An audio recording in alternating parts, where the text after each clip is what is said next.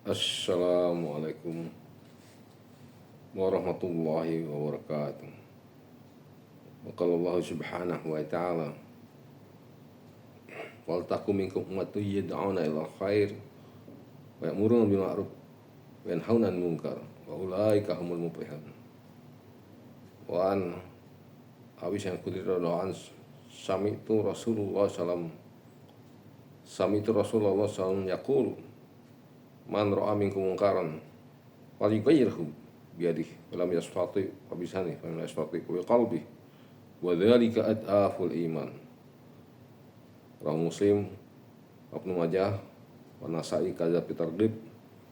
Shadaqallahul azim wa sadaqa rasulil karim wa nahnu ala dzalika minasy syakirin walhamdulillahirabbil alamin. Para pemirsa di bulan suci yang mulia ini, lagi dan lagi kami sampaikan firman Allah Subhanahu wa ta'ala tentang pentingnya ada segolongan dari umat Islam yang menyeru kepada yang ma'ruf dan mencegah daripada yang mungkar. Dan Allah tegaskan orang-orang yang mendapatkan keberuntungan, orang yang sukses. Di satu hadis lagi dikatakan oleh sahabat Abu Sa'id Al-Khudri, beliau mendengar Rasulullah SAW pernah bersabda, barang siapa melihat satu kemungkaran, hendaklah dia mencegahnya atau mengubahnya dengan tangannya. Jika dia tidak mampu, maka hendaklah dia lakukan dengan lisannya.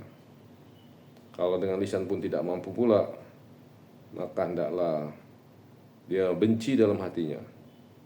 Ini adalah selemah-lemahnya iman. Para pemirsa yang berbahagia,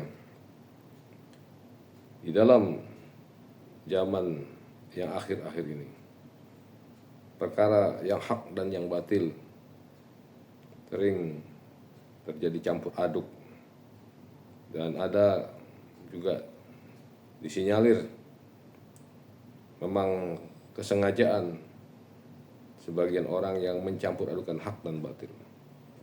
Karena itu Allah pun juga mengingatkan, wala talbisul haqqo bil batil, jangan kau campurkan hak dengan yang batil. Kadang-kadang kebatilan dibungkus dengan hak. Berapa banyak orang yang dikecewakan karena melihat casingnya tidak sesuai dengan softwarenya. Casingnya sudah bagus ya, tapi tinggal softwarenya ini yang perlu dibenahi. Sehingga Allah juga mengatakan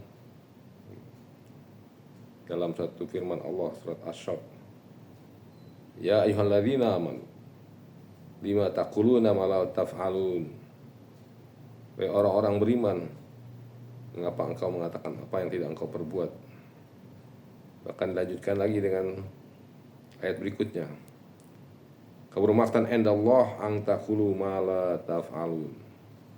Kebencian besar si Allah engkau mengatakan apa yang engkau tidak perbuat.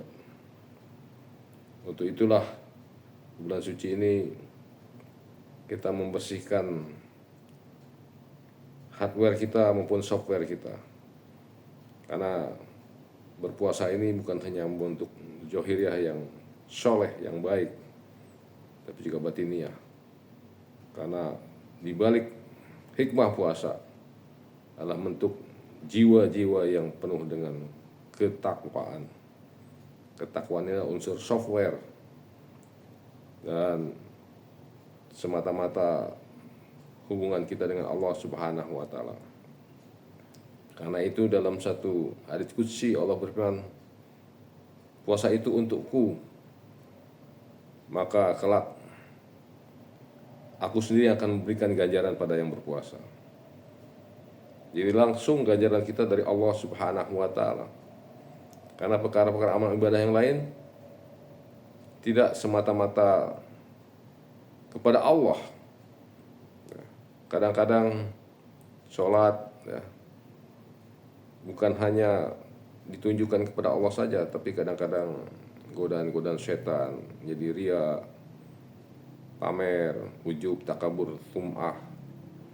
Begitu amal sedekah, amal dakwah juga bisa memungkinkan diselewengkan, tidak lagi kepada Allah tapi kepada manusia, atau ria kepada manusia. Tapi puasa ini semata-mata Allah yang tahu. Di depan manusia kita bisa tidak makan, tidak minum, tidak membatalkan puasa. Tapi dalam kesendirian, hanya Allah Subhanahu wa Ta'ala yang tahu. Disitulah kejujuran atau integritas kita diuji. Nah, maka dalam beramar ma'ruf nahi mungkar ini kita dituntut untuk membuktikan apa yang kita amar ma'rufkan ini dan kita nahi mungkarkan ini betul-betul kita sendiri yang melakukan, bukan sekedar menyuruh orang, tapi juga mencontohkan, zahir maupun batin. Demikianlah hikmah puasa yang perlu kita tarik sebanyak-banyaknya di bulan suci ini, dengan perintah amar ma'ruf nahi mungkar. Mudah-mudahan kita amalkan dengan sungguh-sungguh. Subhanallah wa bihamdihi, subhanakallahumma wa bihamdika, asyhadu an la ilaha illa anta astaghfiruka wa billahi taufiq wal salam. Wassalamualaikum warahmatullahi wabarakatuh. Wabillahi taufiq wal hidayah. Wassalamualaikum warahmatullahi wabarakatuh.